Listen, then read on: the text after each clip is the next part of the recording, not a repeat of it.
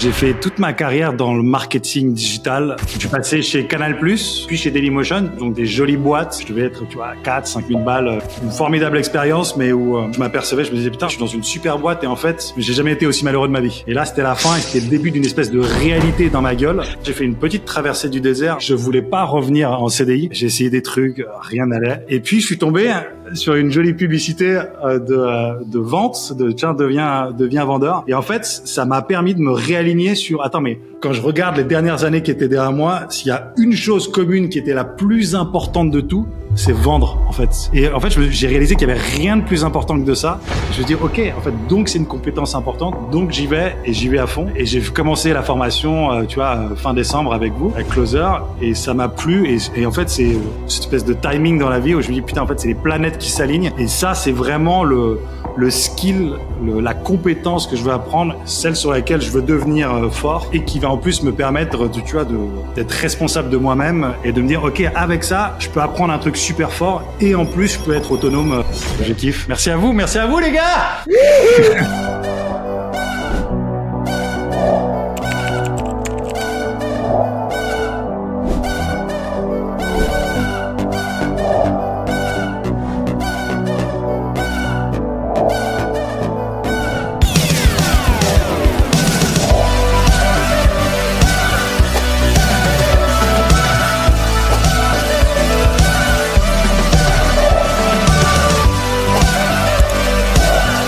Closers, la vente au cœur de ton quotidien.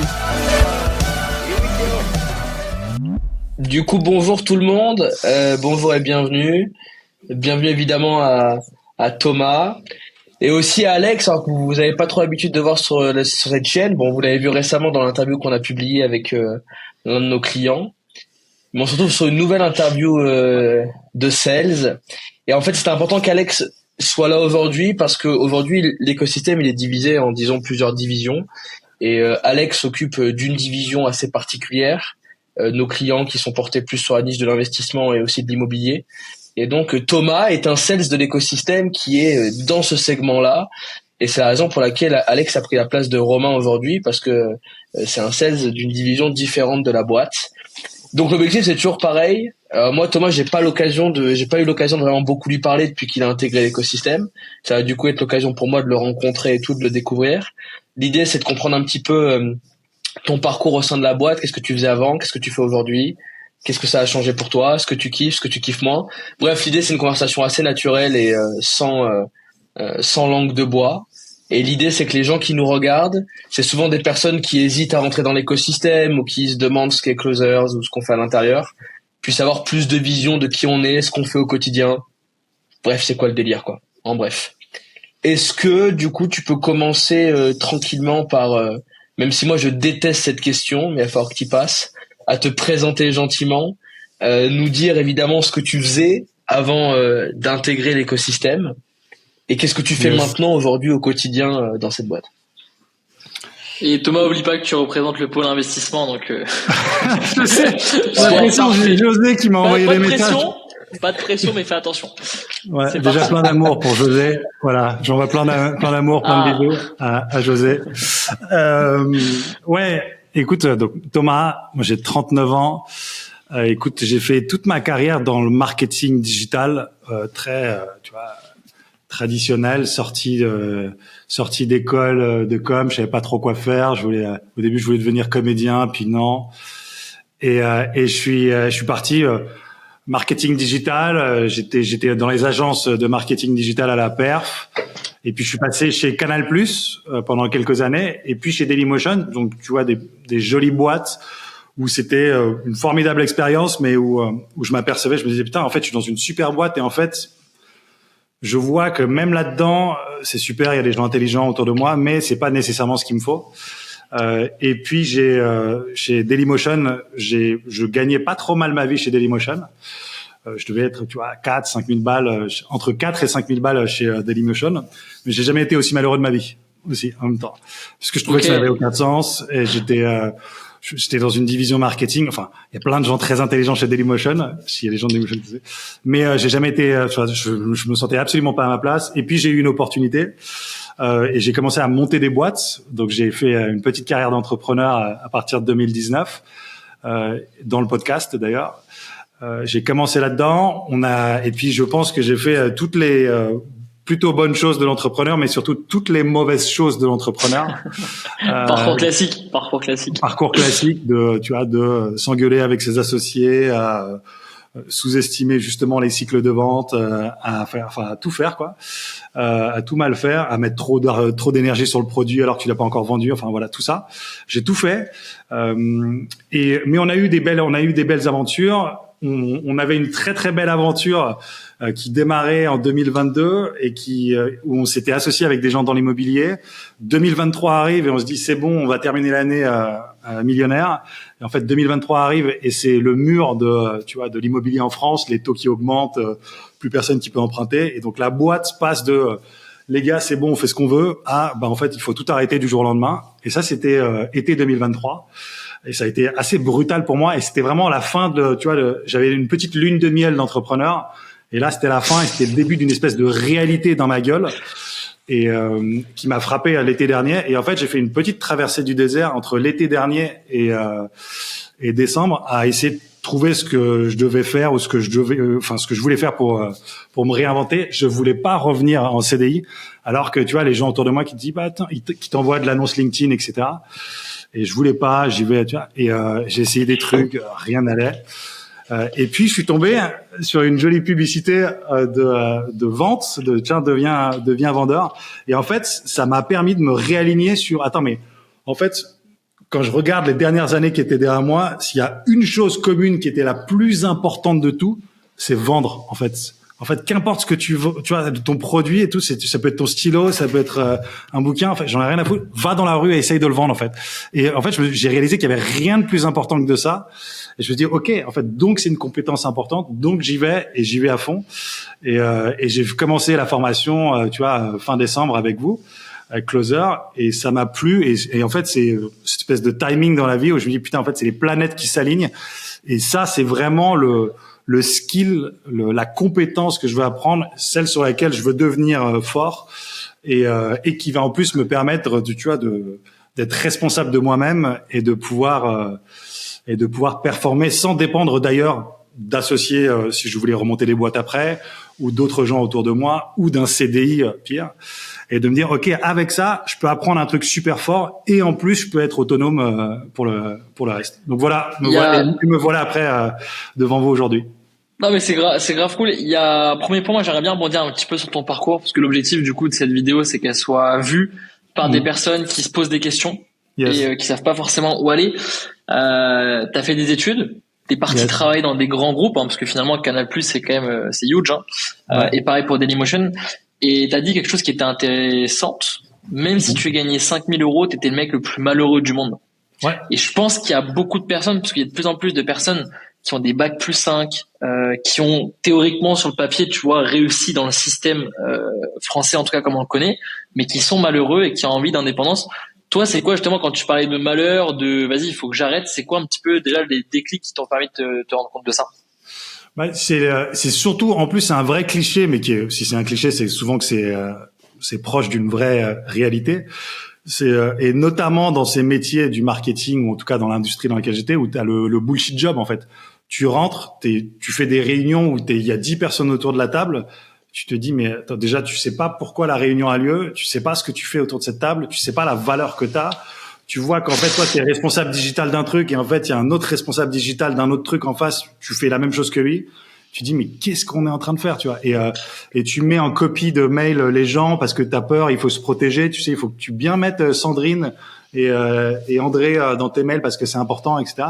Et en fait, tu te dis, et tu justifies. Et en fait, c'est une façon de se planquer, et notamment, alors attention, j'ai appris plein de trucs et tout, c'est formidable, hein, tu vois.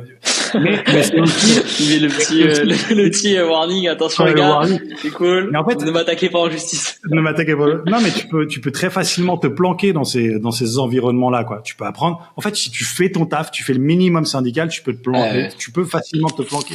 Et en fait, c'est pas satisfaisant, quoi. Et même si tu prends un peu d'oseille, en fait, au bout d'un moment, déjà, c'est pas une fin en soi. Et puis, quand tu cultives un peu ce truc-là de ça te rend pas heureux, du coup, t'y vas pas du tout avec une grosse énergie au travail, du coup, tu fais moins bien. Enfin, tu vois, tu rentres dans un cercle où, ouais, tu te sens comme une merde à la fin de la journée, et tu sais pas ce qui est important, quoi. Et, en fait, ce qu'il faut comprendre, c'est que le genre de grandes boîtes, c'est des boîtes qui souvent ont énormément d'argent, ont des comptes à rendre à des investisseurs, sont régis par certaines règles gouvernementales qui les obligent à suremployer des personnes qui servent pas à grand chose. Et c'est vrai que c'est pas rare de voir des espèces d'empilement de salariés qui en vrai n'apportent pas trop de valeur,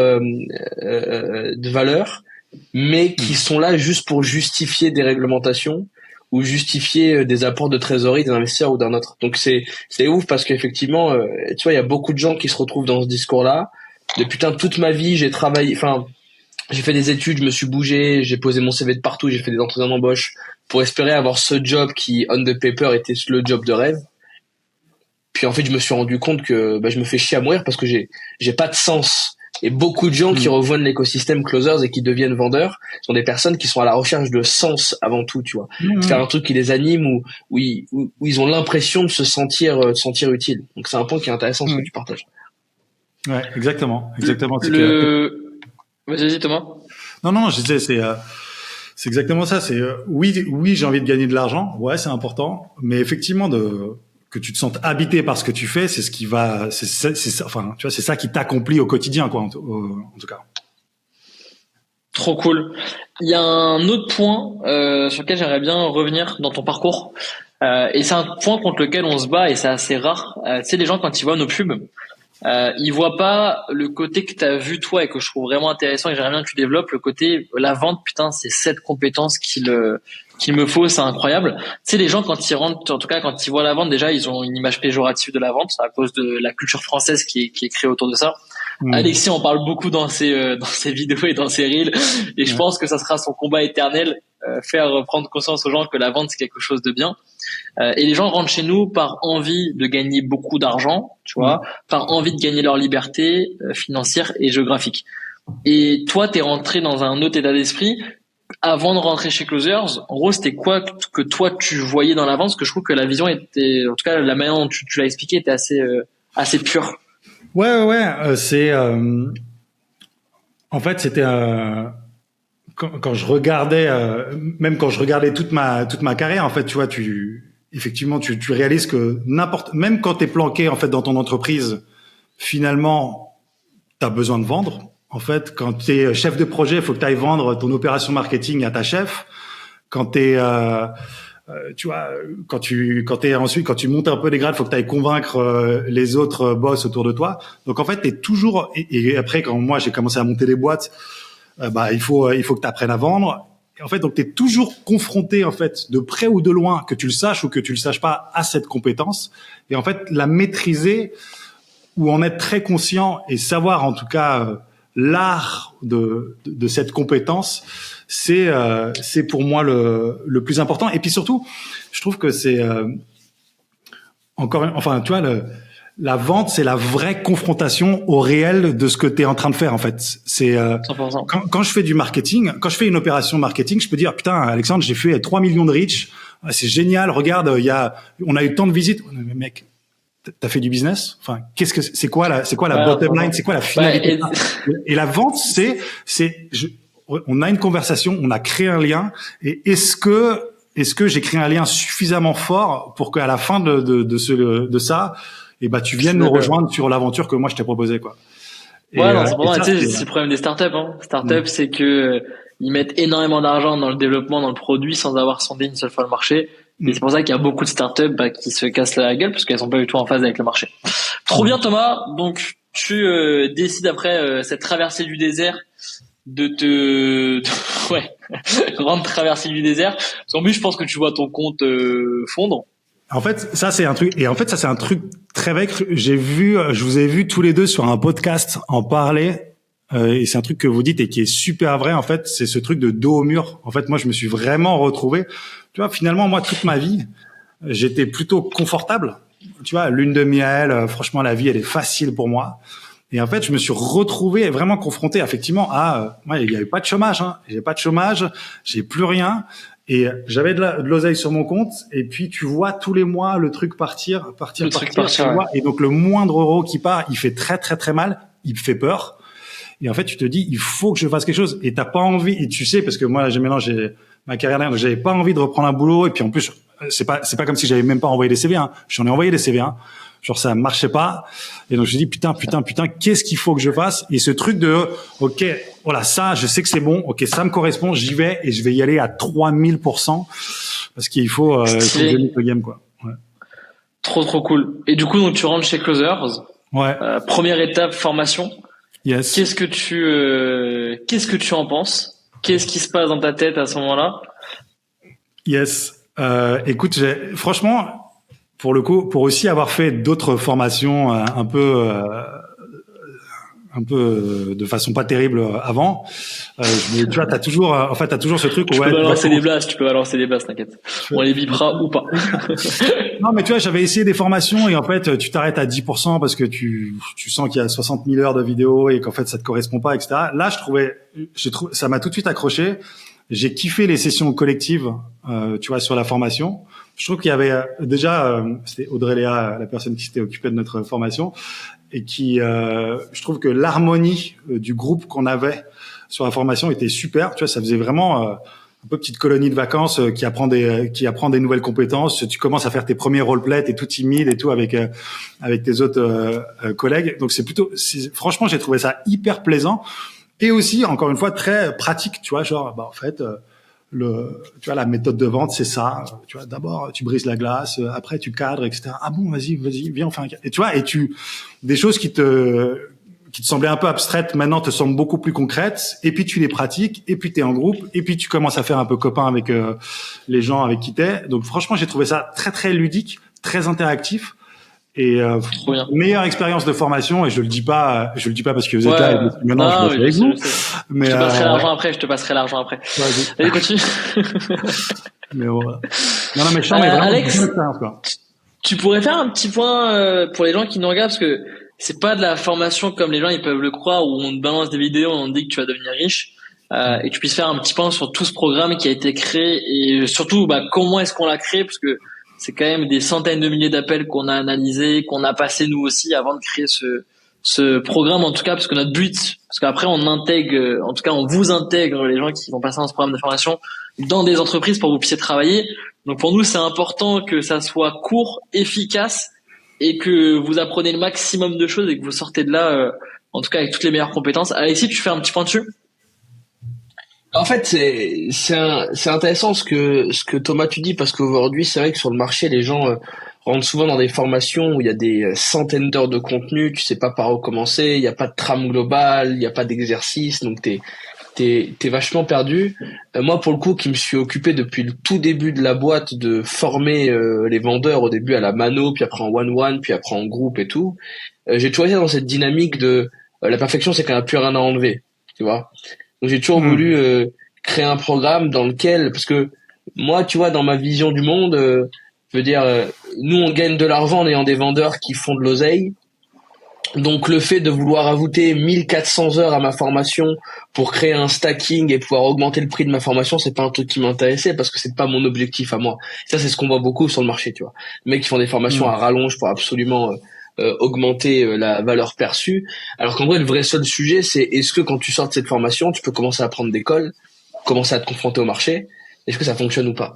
Et c'est vrai que moi, d'entrée de jeu, dès le début, on a des centaines d'histoires à ce sujet, mais ça a été trop important de mettre des exercices qui font mal, qui vous permettent de sortir de votre zone de confort et de passer par ce premier step qui est trop important, qui est de briser la barrière sociale. Parce qu'au début, le fait d'être un vendeur, bon, certes, au bout d'un moment, il y a des sujets de compétences techniques, faut savoir briser la glace ou cadrer l'appel, comme tu l'as dit. Mais à la base, c'est simplement réussir à décrocher le téléphone et parler à quelqu'un, quoi. Mais rien que ça, bah, c'est pas donné à tout le monde. Il y a combien de personnes qui aujourd'hui, quand elles doivent réserver un restaurant ou demander et négocier une bouteille d'eau à la réception d'un hôtel, n'y arrivent pas, quoi. Parce qu'ils ont du mal à appeler. Moi, tu sais, moi, je connais des gens, ils sont au resto, ils se font servir un plat, le plat, il est pas bon, jamais ils le renverront, frérot. Parce que juste, c'est pas possible pour eux de demander quelque chose, tu vois. Moi, mon frère, je l'ai emmené à Dubaï, on a pris une chicha, et frérot, il tire une latte sur la chicha, mon ref. Mais je te jure, il se décolle toutes les amygdales. Moi, je tire une latte, je dis, frérot, c'est du charbon, on va pas du tout fumer ce truc-là, tu vois. En plus, je suis pas fumeur, je fume une chicha tous les 6 ans, t'as compris? Donc, si quand tu tires sur le truc, t'as un bout de charbon qui reste collé au palais, ça fonctionne pas. Et j'appelle le mec, je dis, tu me la changes, il me change la tête, il me remet une tête, je retire pareil. Et je l'ai fait changer 3 fois le truc. Et mon ref, en face, il m'a fait, mais t'es un malade, tu vois. Parce que lui, ce gars-là, tellement c'est pas facile pour lui de parler, de négocier, de rentrer en discussion, de se confronter un petit peu aux autres. Il aurait préféré choper un cancer de la gorge et tirer sur le charbon pendant 1 heure et demie plutôt que dire la chose, tu vois. Mais passer ce step-là, ce déclic, c'est un truc de ouf. Et évidemment, la formation qu'on a aujourd'hui, c'est plus Closers qui la délivre parce qu'on s'est aussi rendu compte au fur et à mesure des années que formateur, c'est un vrai job, tu vois. Et que moi je peux le faire, mais quand on a plusieurs milliers d'élèves par an, on a besoin d'avoir des gens qui savent le faire à temps plein. Et aujourd'hui, on a la chance d'être en collaboration avec un centre qui s'occupe de cette formation. Mais ce que les gens doivent garder en tête, c'est que l'essence de la formation, le fond de la formation, les formateurs qui vous forment, le recrutement qui a été fait, ça c'est uniquement géré sous nos conseils à nous, parce qu'on veut être sûr à 100%, non pas que les gens qui sortent de la formation soient contents de la formation, on n'en a rien à foutre de ça. Mais on veut que les gens qui sortent de la formation soient prêts à se confronter au marché, prendre des premiers appels et gagner leur vie. Parce que nous, c'est là-dessus qu'on crée de la valeur et que Closers devient une boîte qui vaut beaucoup d'argent, quoi. Donc ouais, c'est évidemment un truc qui est absolument essentiel. Mais tu sais, ça revient toujours au même sujet, qui est triste, mais qu'on est l'une des très très rares boîtes sur le marché français à avoir un business model qui est ultra aligné avec les gens qu'elle recrute. C'est ça en fait le postulat de base. Le postulat de base, c'est que un formateur en closing, il gagne sa vie sur les formations qu'il vend, donc il a tout intérêt à en vendre le maximum et donc à faire la promesse la plus sexy et donc la formation la plus alambiquée et grande, tu vois. Nous, on gagne notre vie en ayant des vendeurs qui font beaucoup d'argent, donc on a tout intérêt à leur faire beaucoup d'argent. Et la bonne nouvelle, c'est que toi, Thomas, ou les autres qui rentrent, vous rentrez pour faire beaucoup d'argent. Donc on a des intérêts qui sont ultra alignés. Ça, c'est top. Est-ce qu'il y a un point, Thomas, sur ta formation ou ton cursus, c'est quoi le point où tu t'es dit, ouais, là, c'est charmé, j'ai capté un truc, il y a un déclic, j'ai compris quelque chose. Est-ce que dans ton processus de formation, tu te souviens d'une grande idée où tu t'es dit, là, c'est un truc de dingue, je m'étais jamais rendu compte de ça, ça fait écho, quoi. Ah bah, de ouf. Enfin, en fait, il y en a 20, mais le premier est le plus ouf, et c'est celui dont tu parles, c'est la questiologie, en fait. C'est tout l'art de poser des questions. Et en fait, c'est le truc très contre-intuitif de la vente, où t'as l'impression que l'image du vendeur, en fait, c'est juste le mec qui dit, salut, regarde mon produit, il est charmé pour X, Y, Z. Alors qu'en fait, c'est pas ça du tout, la vente. C'est poser des questions pour qu'en fait, la personne en face de toi se persuade elle-même.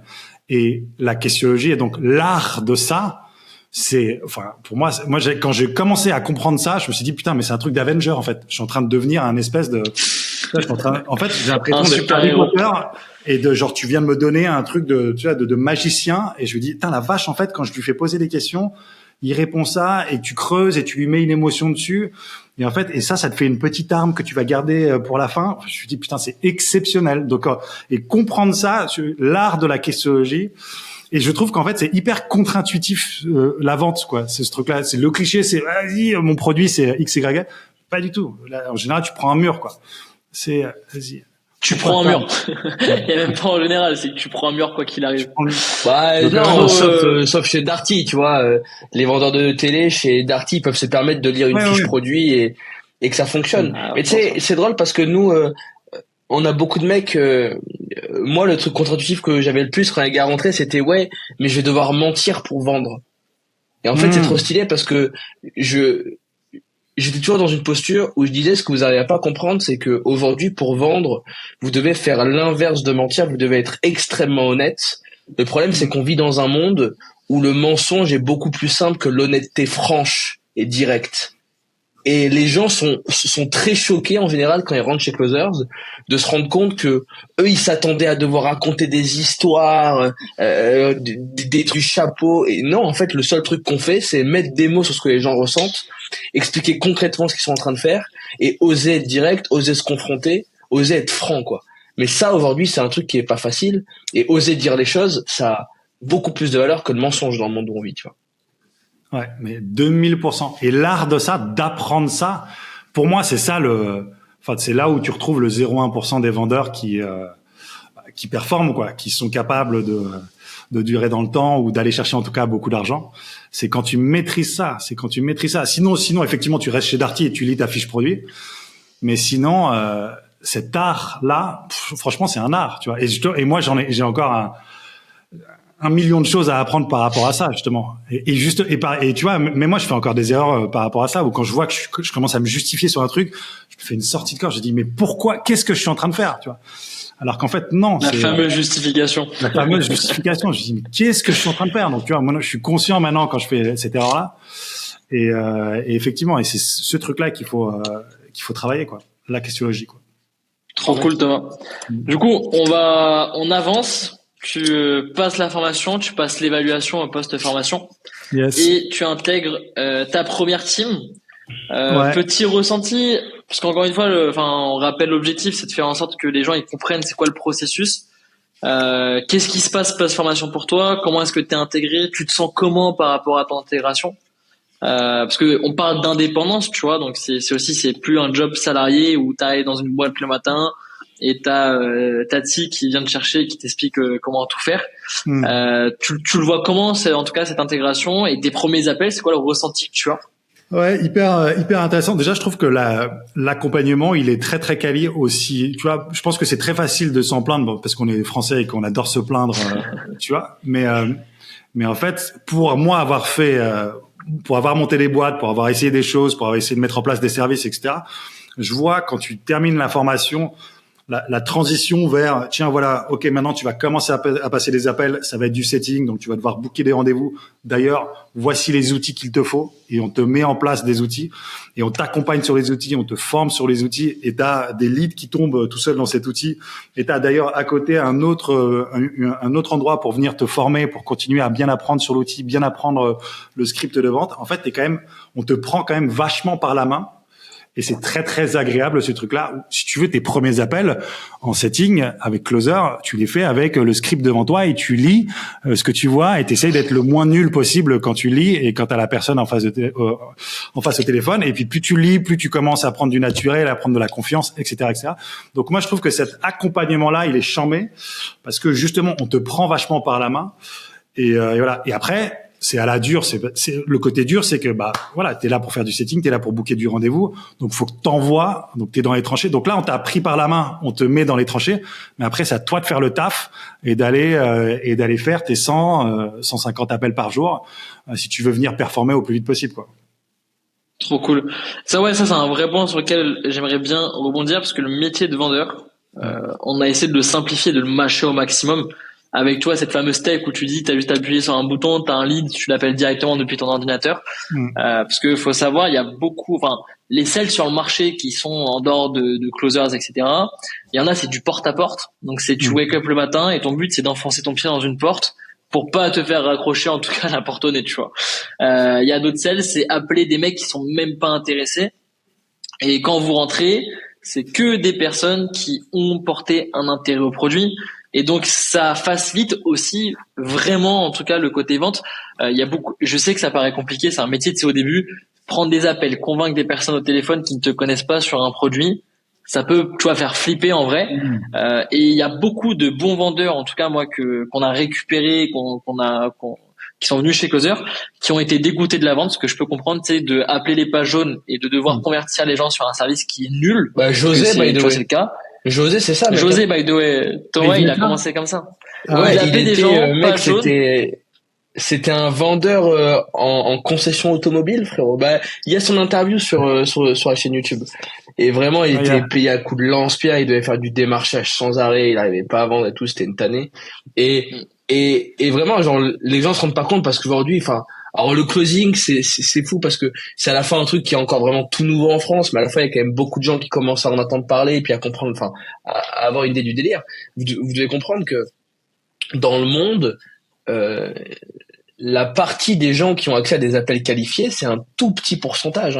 90% du marché des commerciaux, des bizdev, tu l'appelles comme tu veux, c'est de la prospection, du porte-à-porte, et c'est tout en fait, tu vois.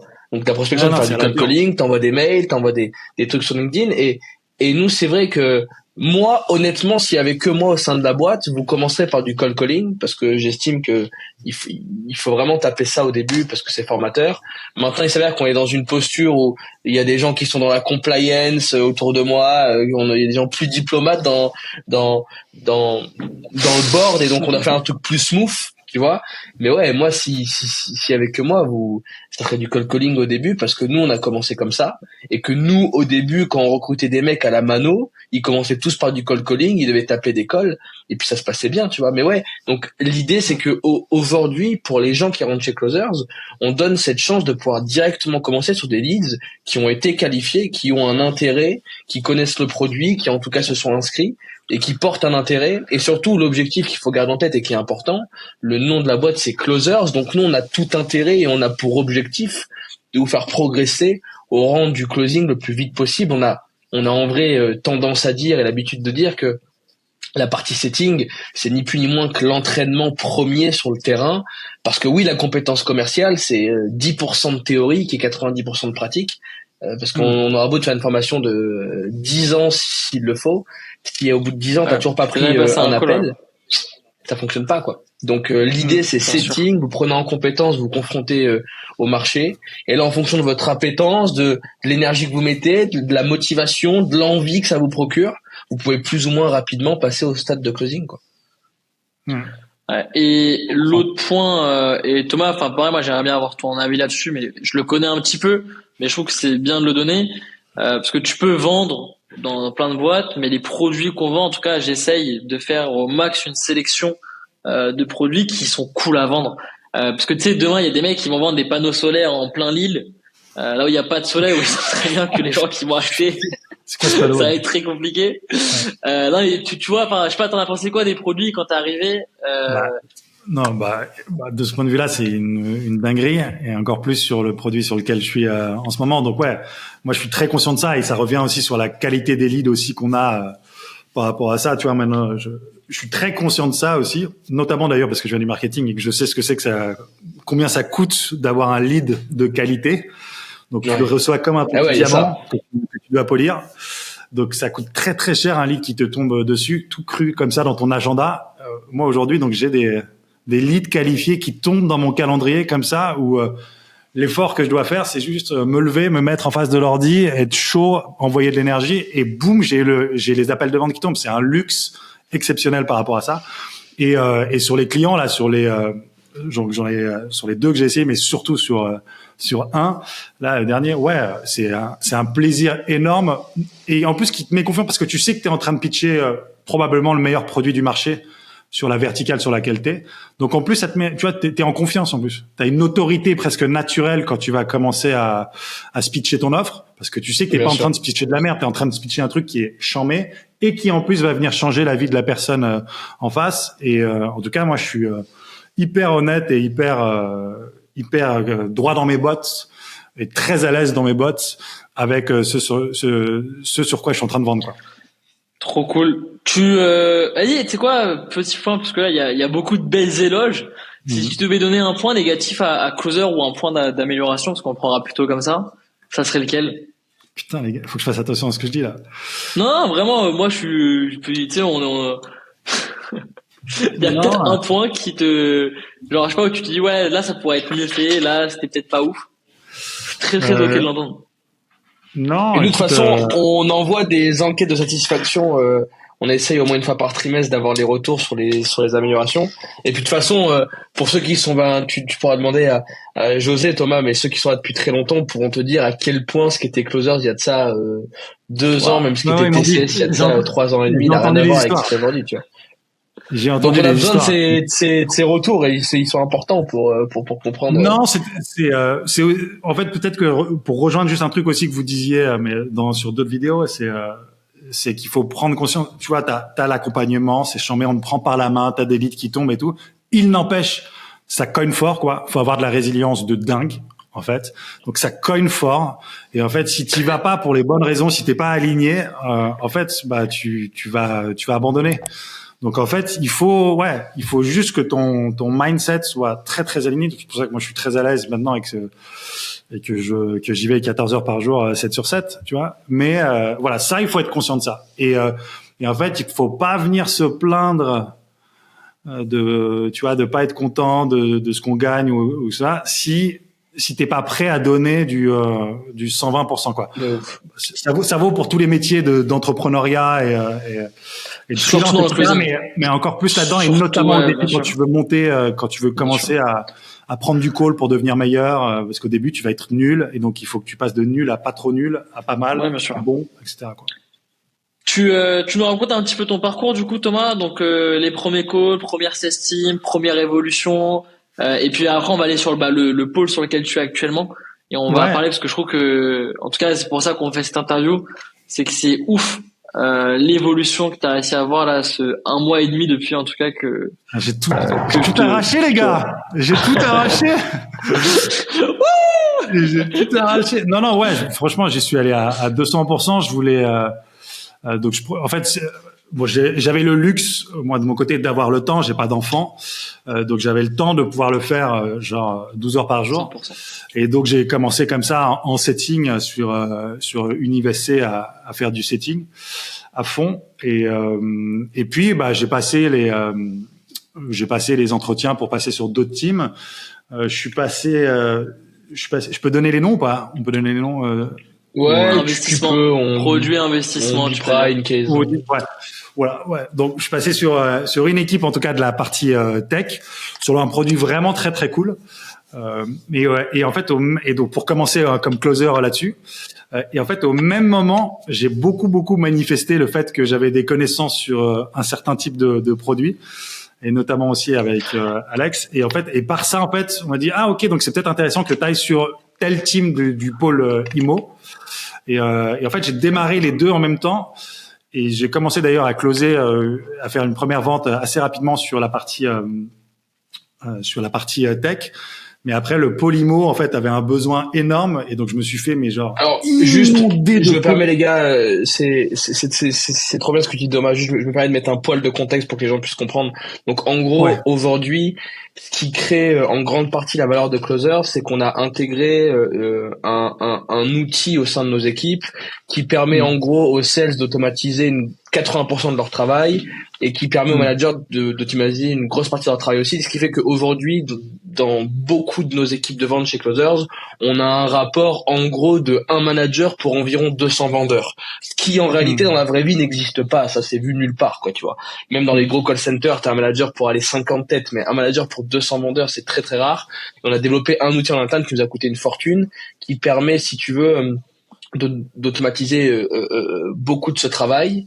Mais pour les entreprises qui nous contactent et qui veulent avoir accès à nos vendeurs, la mauvaise nouvelle, c'est que pour pouvoir intégrer cette tech-là, il faut être très solide, avoir un minimum de volume viable, parce que en fait, les gens doivent comprendre que nous, quand on prend un gros track record de au moins 6 mois et tout, parce que quand on intègre une nouvelle entreprise dans ce genre de tech, ça demande énormément de travail. Et en fait, si on n'est pas sûr que la boîte va être sustainable au moins plusieurs mois, voire plusieurs années à minima, on n'a aucun intérêt de faire tout un onboarding pour qu'après ça cut et qu'on ait perdu beaucoup d'argent. Ce qui s'avère que du coup aujourd'hui on a plusieurs pôles, dont un pôle qui est en très grande partie géré par Alex, José, Johan et tout, qu'on embrasse et que les gens ont vu sur les autres témoignages, où en fait c'est une partie où on récupère. Nous, tous les mois, on a des dizaines d'entreprises qui nous contactent pour avoir accès à nos vendeurs, à nos compétences, à nos accompagnements et tout. Sur ces dizaines d'entreprises, on n'en que quelques-unes qu'on accompagne dans un premier temps. Et pour celles qui arrivent vraiment à maturité, on les fait transitionner sur la partie tech. Donc juste pour la petite histoire, aujourd'hui, notre pôle immobilier et investissement est en très très grande partie, en très grande majorité, en dehors de la tech. Et c'est pour ça que Thomas faisait ce parallèle entre tech, pas tech. Il avait commencé sur des boîtes, enfin sur des produits qui étaient dans l'outil qu'on a en interne. Et ensuite, il est passé sur d'autres produits sur lesquels il est actuellement. Je te laisse continuer, juste je voulais faire un peu de contexte. Yes, ouais. Et même, il y a, parce que l'histoire aussi, c'est que moi, je rencontre Thomas sur Paris. J'organise un événement pour rencontrer les sales qui travaillent dans Closers. Parce qu'il y a 600 personnes quand même dans Closers, donc et c'est dommage. Alors c'est dommage et c'est beau, ce qui nous permet de grandir. Et pour moi, en tout cas, c'est le why qu'on a eu avec Alexis et Romain quand on a créé cette boîte, c'était d'aider un maximum de personnes. Donc c'est les remotes qui est cool. Et voir des gens en vrai. Qu'est-ce qu'on avait rigolé à ce café. Et tu rencontres des histoires, tu vois des gens qui sont là, qui se lèvent tous les matins, etc. pour construire, tu vois, ce rêve qu'on a eu il y a 3 piges. Et c'était trop bien. Et Thomas, en fait, big appétence. Et en fait, plein de marketing, crypto, IMO, etc. Et c'est pour ça que avec les besoins du marché Bullrun, etc. Thomas, en fait, un jour, c'est les gars, on va avoir 500 calls demain. Faut trouver du mondo. Et du coup, je fais OK. Il y a ce mec-là que j'avais vu et qui était vraiment, en tout cas, qui me paraissait vraiment cohérent. C'est chaud. Et du coup, je dis à José, vas-y, contacte Thomas, contacte mec. Et du coup, Thomas rentre dans ce pôle, invest. Ouais. Et ça, Thomas, je te laisse. Ouais. Et on est parce que donc du coup moi j'ai fait la formation, j'ai terminé la formation en janvier, je fais du setting en février. Donc je fais mon premier mois de setting en février et mi-mars donc on se voit à Paris effectivement à ce moment-là aussi. J'avais pas encore fait un vrai appel de vente J'avais jamais encore fait le vrai appel de vente avec la méthode et tout. Et je démarre en mars un peu timidement. Et là il y a l'opportunité effectivement sur le Polymo. J'ai José qui me dit t'es prêt là dans ton calendrier? Je fais qu'est-ce qui va se passer? Il me branche le truc. Là j'ai 80 appels de vente qui se mettent dans mon calendrier. Je fais, oh la vache! Et tu vois, et juste parce que les gens ils se rendent pas compte, ils se disent OK, 80 appels, c'est pas ouf. Chaque appel ça coûte entre 100 et 200 balles. C'est-à-dire, en mode, il y a 1600 € d'argent pour acquérir des gens, pour éduquer des gens qui arrivent dans un calendrier. Je sais pas, et là, tous les sales qui regardent, parce que si vous êtes pas sales, vous pouvez pas comprendre, mais c'est du caviar. En gros, les sales, les mecs qui partent tous les matins avec leur voiture, toquer à des portes, pour eux, avoir autant de calls qualifiés dans un agenda, c'est eureka. C'est exceptionnel. Mais juste d'ailleurs, je fais une parenthèse, putain, c'est parce qu'il y a 1000 trucs sur lesquels rebondir, mais moi, tu sais, au début, quand les gens commencent sur la partie setting, il y en a pas mal qui passent par ces étapes. Au début, ils gagnent pas d'argent, tu vois, ils y arrivent pas, ils sont pas bons, puis ils font un job qui est pas facile et tout, puis ils travaillent pas beaucoup de temps. Et c'est fou parce que des fois, ils viennent nous dire, ouais, les gars, mais putain, on est là au début, on gagne pas d'argent. Mais moi, ce que je leur répète, c'est que quand tu gagnes pas d'argent, c'est pas toi tu gagnes pas d'argent, c'est moi je perds de l'argent. Donc chaque leads qui te sont envoyés, c'est des leads qu'on paye et on est dans une dynamique où on est OK de perdre de l'argent pour te former. Et ça, faut bien le prendre en compte au début. Et bon, je ferme cette parenthèse et il y a un deuxième truc que je veux dire qui est oufissime, c'est que les gens, bon, il y a beaucoup de gens qui osent parce qu'on a un écosystème dans lequel on récompense beaucoup l'audace. Mais regardez ce truc de ouf, tu vois. Alors le monde est injuste, mais sur le fait que Thomas soit allé boire un café avec Alex et réussi à le pitcher, et réussi à lui mettre de la vision, quand Alex a dû derrière monter une sales team et récupérer des profils pour un client qui était en dehors de nos outils et de notre tech, et ben en fait, il a pensé à toi instinctivement. Et c'est ouf parce que on se rend compte qu'en fait, même au sein de l'écosystème, il existe des raccourcis. Montre-toi plus. Et ça, nous, on le répète tous les jours. Sois là, parle, discute, mets de l'énergie. Et Closer, si c'est un outil. Quoi. Closer, c'est un outil qu'il faut utiliser de la meilleure des manières parce qu'il y a toutes les ressources, des formations. Il y a 16 heures de coaching par semaine qui sont publiques auxquelles tout le monde peut venir assister. Il y a des vidéos, il y a des gens qui ont réussi, qui font énormément d'argent. Donc il y a tout pour réussir et ouais, forcément, si tu arrives pas, va comprendre pourquoi ton voisin il y arrive et forcément tu vas y arriver. Donc Thomas, t'arrives dans ce pôle mi-mars. Ouais. Onboarding éclair. Parce qu'il faut apprendre beaucoup de choses. Mais tu sais quoi, j'ai kiffé l'onboarding parce que je suis passé de, tiens, là, il y a ton script de vente, ça, c'est ce que tu lis et tu fais ton appel comme ça et tu peux closer comme ça José qui me dit en 10 minutes au téléphone, OK, le produit, c'est ça, il y a une formation comme ça, il y a un Discord avec, ça. Vas-y, c'est bon, démarre. Et genre, on te pousse dans le grand bain comme ça. Vas-y, appel de vente dans 1 heure. Vas-y. OK, donc la méthode. Ouais, c'est un peu moins structuré, on va dire. Et en fait, ouais, mais il y a rien de mieux, en fait. En fait, après, tu vas sur le ring, tu peux pas baisser les bras, quoi. Donc, tu montes les bras, t'y vas, quoi. Et j'ai kiffé, quoi. Et j'ai closé le deuxième appel, je l'ai closé. Et ça m'a bien. C'est quoi la sensation? Ouais. Comment? C'est quoi la sensation que t'as premier appel? Je vais dire un truc parce que les gens du coup peuvent un peu flipper à ce sujet, mais en fait ce que vous devez comprendre c'est que sur cette partie où on onboard des clients à la mano, au début comme il y a peu d'outils, on est obligé d'aller à la guerre, vraiment d'aller à la guerre. Et c'est la raison pour laquelle on fait en sorte d'essayer de rencontrer un maximum des gens de l'écosystème, alors très peu en physique, mais d'en connaître, on a des points RH réguliers, on fait des enquêtes de satisfaction et tout, parce que quand on a des nouveaux clients à onboarder sur la partie à la mano, j'ai envie de l'appeler, donc en dehors de notre tech, on est obligé de se garantir d'avoir des gars qui sont prêts à aller à la guerre, qui peuvent plus gérer l'imprévu, plus gérer la flexibilité. Donc c'est vrai que pour les gens qui ont besoin d'être très accompagnés, très lissés, on les laisse tout le temps dans la partie tech parce que là c'est très fluide et ils savent très bien, enfin il y a très peu de flou et d'imprévus, mais quand on a des profils un peu différents comme le tien Thomas, on n'hésite pas à les balancer au front parce que le reward il est aussi très intéressant, mais par contre c'est la bataille, il faut aller à la guerre et il faut y aller quoi. Exactement. Et c'est un cercle vertueux parce que tu regardes demain un profil comme ça onboarder rapidement, tu vois, et closers faut comprendre que c'est ça qui est cool. Tu arrives à faire un truc rapidement, tu gagnes beaucoup de temps, on gagne du temps, on gagne de l'argent. Tu arrives à faire un close, tu gagnes de l'argent, on gagne de l'argent, le client gagne de l'argent, il met plus d'argent, il y a plus d'appels. Tu vois, et la machine, elle est infinie. Ouais, non, exactement, quoi. Et puis, parce que t'as quand même fait la formation, t'arrives pas à poil non plus sur l'appel, quoi. Tu sais que tu dois briser la glace, tu sais que tu dois cadrer, tu sais que tu dois creuser, tu sais que tu dois envoyer du paradis. Donc tu sais que t'as ces trucs-là, quoi. Et donc, et après t'y vas, quoi. Et t'y vas et tu déroules, quoi. Premier close, vas-y, c'est quoi le truc? Parce que premier close, c'est un produit à 3000. Je termine, déjà, je raccroche, je hurle, je hurle, de fou. Trop cool. Et donc ouais, très content, tu vois. En fait, l'adrénaline que ça te met sur un call, elle est exceptionnelle. C'est aussi un truc qui est super stimulant et qui fait partie du métier et qui est incroyable. C'est l'espèce de dopamine que ça te sort quand tu fais le call. C'est vraiment une énergie.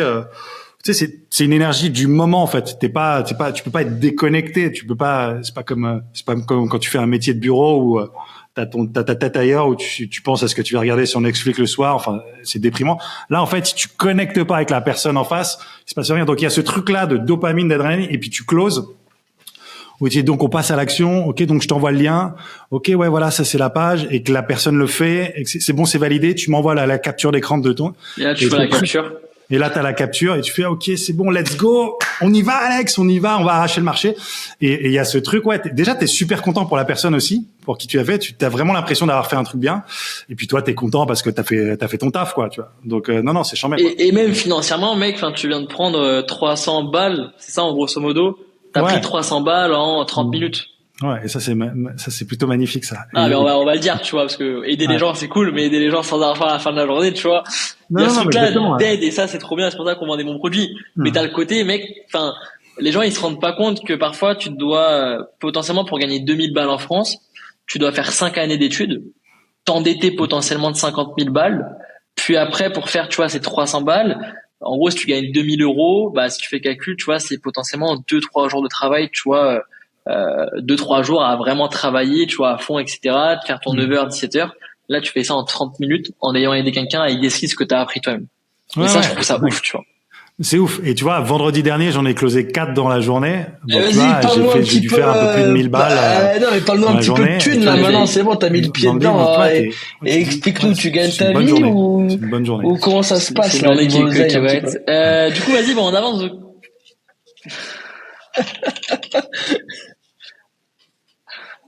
C'est mon rêve. C'est mon rêve. Je gagne. C'est mon rêve. Je gagne méchamment ma vie, les gars. Méchamment ma vie. Je vais commencer à vous coûter trop cher, les gars. Je vais commencer. Tu sais, Thomas, c'est pas ça, le truc, c'est pas ça, tu vois, c'est pas plus tu gagnes, tu regagnes, tu vois. J'ai fait un mois, franchement, j'ai fait un mois de mars de ouf. J'ai fait 4500, 4500, un peu plus, même 4600, 4700 euros, en commençant mi-mars, j'ai fait 4700 sur le pôle. Et là, sur avril, je suis déjà à plus de 9000. Et l'idée là, j'aimerais bien quand même aller taper les 5 chiffres sur 23. Je suis à 9003, on est le 23 avril. J'ai fait un début de malade mental et là l'idée c'est d'aller faire les 5 chiffres sur avril quoi. Voilà. Donc en ayant commencé en janvier les gars. Putain. Ouais. Et aussi je pense qu'il faut souligner aussi le travail parce que l'équipe elle est folle. En vrai l'équipe qu'on a montée là-dessus elle est folle. Ouais. Mois dernier on était à plus de 800 cas sur cette équipe. Enfin sur ce pôle en général. C'est stylé. Il y a de la stimulation. Il y a des mecs qui bombardent. Il y a mais de dingue. Et non, donc cœur avec les doigts pour la team. Et non, ouais, j'adore. Tu montes, pareil, t'as les sessions collectives, tu t'entraides. Non, j'adore. Non, Valentin, tout ça. Non, j'adore. Il a pas cité tout le monde. Il a cité que 2 personnes. On retiendra. Non. Tout le monde. Je vous aime tous, les gars. Non, mais c'est trop bien. Et aussi, enfin, t'as des personnes au téléphone qui tiennent la route, qui ont des belles situations, donc tu rencontres aussi, enfin, tu crées aussi, enfin, c'est stimulant, tu vois, d'avoir, que j'ai vu un peu les appels que vous avez eu récemment, des mecs, genre, ils ont 1,3 million. Tu vois, genre, c'est marqué, je dispose de 1,3 million. C'est cool aussi, tu vois, d'avoir des appels avec des gens qui ont construit des vraies choses, etc. Ah non mais c'est dingue. Ouais, moi j'ai eu des gars avec des patrimoines immobiliers de malades et qui après veulent se mettre sur autre chose et donc du coup toi tu les éduques sur autre chose, tu vois. Mais ouais, pour le réseau d'ailleurs que tu peux aussi te construire par rapport à ça, si t'es malin, tu peux créer un vrai lien, l'amener sur toi ce que t'es en train de vendre. Mais non, il y a vraiment t'as des très très belles rencontres là, de ce point de vue-là. Trop cool. Il y a un point. Et j'ai une question, j'ai une très très bonne question, parce que c'est une question en vrai, tu vois, parce que tu es entrepreneur chez Closer, il n'y a pas de fixe, t'es payé à la commission, et tu me disais un truc qui était intéressant tout à l'heure, c'est j'ai vécu ma lune de miel entrepreneuriale, j'ai tout cassé, et du jour au lendemain ça s'est effondré. Ce que tu as dit tout à l'heure au début. Est-ce que là chez Closers, alors c'est pas longtemps, tu vois, mais est-ce que tu ressens ce côté entrepreneurial plus cette sécurité, tu vois, t'es entrepreneur, donc je vais pas dire qui est primordial, tu vois, mais tu vois que chaque mois, chaque jour, il y a ton agenda. Est-ce que tu ressens ce truc-là ou pas? Ouais, de ouf. Et en fait, tu le ressens d'autant plus que, en fait, c'est encore une fois, ce que tu apprends, c'est une compétence très particulière. Et donc, tu sens que tu cultives ça et que, a priori, si tu le cultives, tu ne vas devenir que meilleur dedans. Et donc, tu sais que, si tu continues de faire du bon travail, tu sais que sur la partie closing, a priori, il y a pas de raison que ça ne marche pas, quoi. Si bien sûr, t'es dans l'idée de toujours progresser, de faire mieux qu'hier, moins bien que demain, a priori, il y a aucune raison que ça ne fonctionne pas. Et notamment si tu commences déjà à vendre, a priori, si tu sais bien réécouter tes appels, bien monter sur les sessions de coaching, avoir la capacité à progresser, à se dire ok, à bien s'analyser. Ouais, il y a pas de raison que tu puisses venir performer quoi. Donc ouais, trop cool. Ben, trop stylé. Écoute, il reste 2 questions et puis après on sera good. Et franchement, je suis trop content de t'avoir découvert aujourd'hui. T'es un bête de gars et c'est chambé ce que tu nous as balancé. Bah chambé, je kiffe. Merci à vous les gars. Avant dernière question, qu'est-ce qu'on peut te souhaiter, mec? Il faut te souhaiter quoi là pour les prochains mois, pour la suite? Qu'est-ce qu'on doit te souhaiter? Déjà, moi j'aimerais bien un mois à 20 000. Je voudrais bien. Voilà, entre maintenant et la fin de l'année, je me dis que j'aimerais bien faire un mois à 20 000 pour voir, hein. Pour voir l'état du marché, il y a moyen. Il va, il y a la place. Et t'inquiète pas, parce que je drive aussi toutes les boîtes. Parce que pareil, enfin, nous, derrière, on le voit pas, hein, mais, tous les jours, j'ai des calls marketing avec les clients, je fais de la review, etc., pour être sûr que vous puissiez avoir la meilleure qualité de lead. On fait de la veille, on a un pôle consulting, etc. Et je t'assure que au vu de ce que je suis en train de préparer avec tous les clients, ça va être une année formidable. C'est une grande cuvée.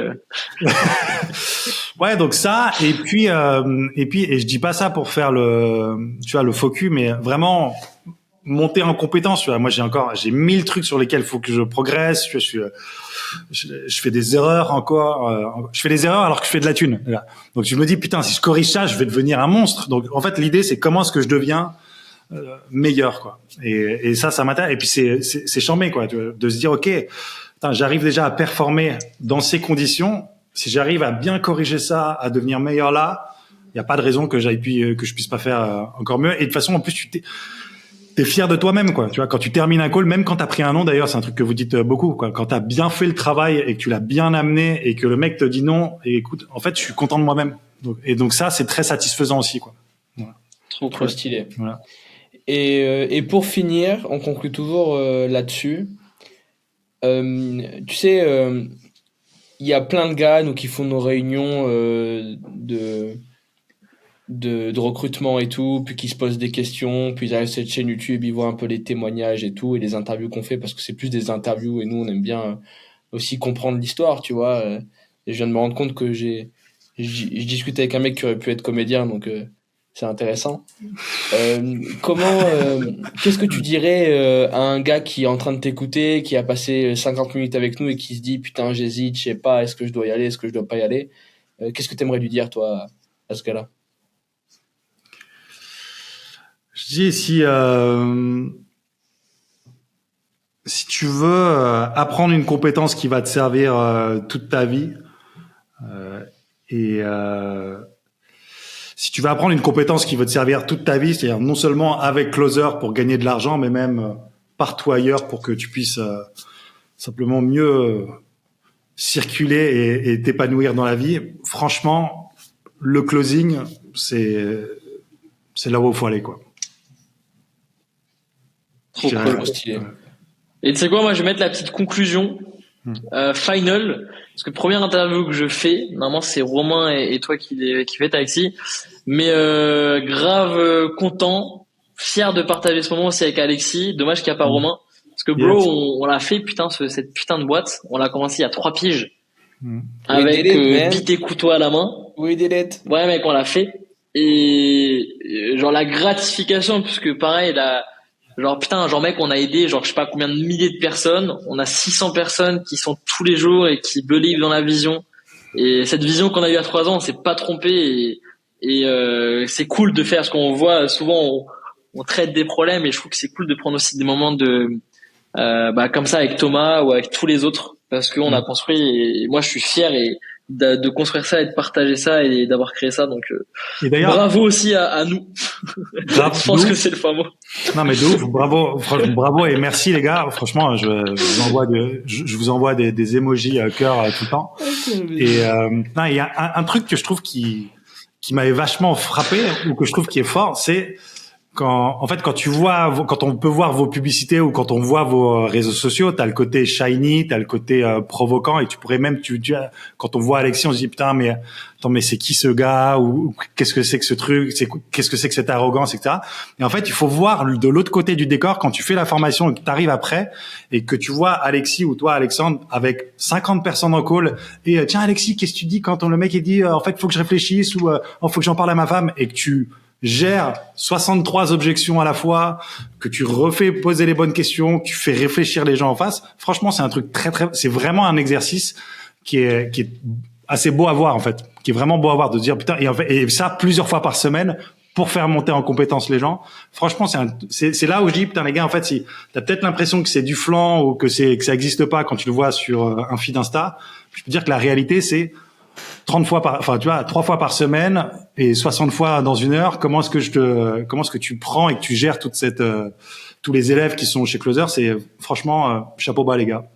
Mais tu vois, c'est trop intéressant ce que tu nous partages, parce que on essaie vraiment de voir comment est-ce qu'on peut mettre plus ce truc-là en avant de la scène. Donc on est en train de voir, tu sais, pour récupérer beaucoup d'enregistrements des coachings qu'on fait de groupe et tout, parce que je me rends compte à quel point si les gens pouvaient voir ce qu'on fait in-house daily, ils se diraient ouais. Bien sûr. Mais c'est la réalité en fait. Là, c'est la réalité. C'est tiens, et Alexis, moi, comment il fait si le mec il me dit faut que je réfléchisse, et boum, ok. Et donc, en fait, je vois la façon que t'as de poser la question, de prendre du temps, et de faire réfléchir la personne en face. Et devant, à chaque fois, 50, 60, 100 personnes. Franchement, ça pour moi, je me dis, en fait, c'est pas une blague. En fait, c'est le kick-off du lundi matin. Ouais, le kick-off du lundi matin qui envoie du jus. Donc ça, je trouve que ça, c'est un truc super fort pour les gens qui veulent nous rejoindre, c'est que c'est pas une joke, en fait. Quand t'arrives de l'autre côté, t'as 2 gars qui savent de quoi ils parlent, en fait, quand on parle du closing et de la vente, quoi. Voilà. Bon, charmé. Eh ben, écoute, ouais, moi aussi, je te fais un petit cœur coréen, comme ça, là. On a appris ça en Thaïlande. Ah, il est fou, ça. Et ça, celui-là, je sais très bien où je l'ai appris, celui-là. On l'a fait en Thaïlande.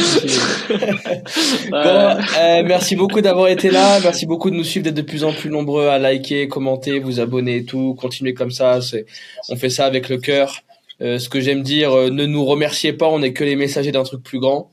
Et on se bat tous les jours pour que nos rêves deviennent réalité, quoi. Merci beaucoup à toi, Thomas, d'avoir été là. C'était trop stylé. Charmé. Merci les gars. Merci beaucoup. Et moi, il y a pas de merci. Ouais, toi, moi, je me perds foutre. You know. Merci beaucoup à tous. Passez une excellente journée. Ciao, les gars. Bisous, Ciao. à très vite. Closers, la vente au cœur de ton quotidien.